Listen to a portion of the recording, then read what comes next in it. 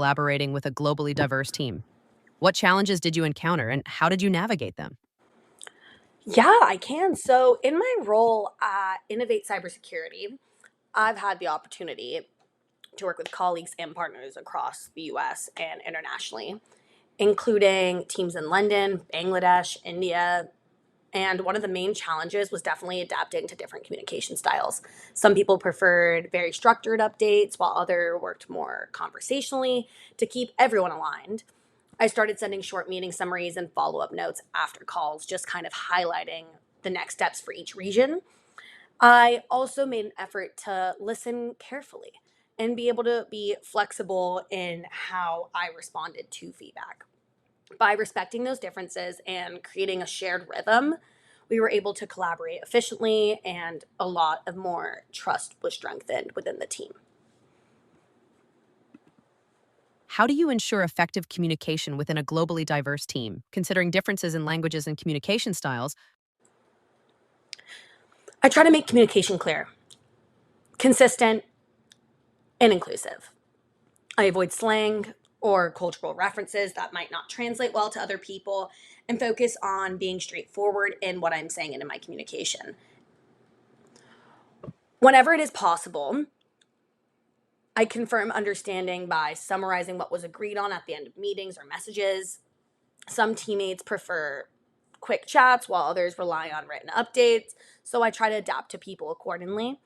Ultimately, I believe effective global communication comes from listening as much as speaking and making sure everyone feels comfortable asking questions and clarifying information, and that you are the person that someone can feel comfortable doing that with. Share a situation where you adjusted your working approach to accommodate diverse perspectives within a globally diverse team. How did you manage conflicts and ensure everyone felt appreciated? So we had a plan. I had an event coming up in the UK, and I noticed one of our team members from a different country, which was Bangladesh, was just quiet during our discussions. And I realized that they might be more comfortable kind of sharing their ideas in writing because of the language barrier. So I began sending messages and agendas beforehand to that person in particular, just for feedback from them.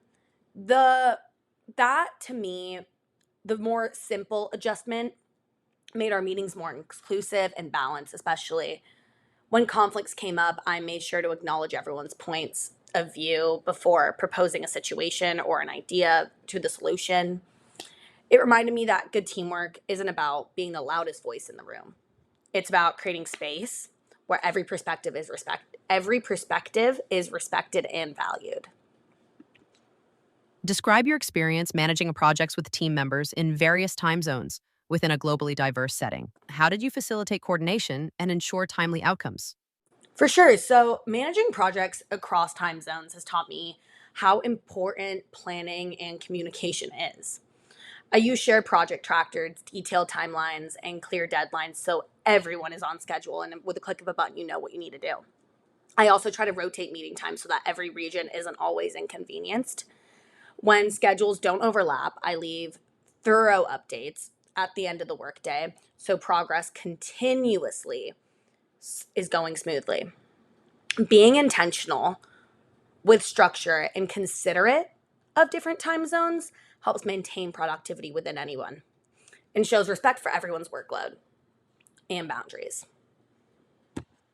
In a globally diverse team, how do you actively contribute to fostering an inclusive work environment? What measures do you take to ensure every team member feels valued and respected, considering their diverse backgrounds? Yeah, so I believe inclusion is built through everyday actions, listening, recognizing contributions, and making sure that everyone just feels seen and heard.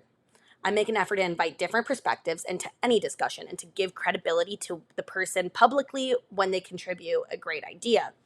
I also pay attention to language, ensuring my tone and phrasing is welcoming and professional. And then also, when new team members join, I like to check in one on one to help them feel supported. I think those small gestures create a sense of belonging, and I found that when people feel respected, collaboration and creativity naturally thrive in any environment.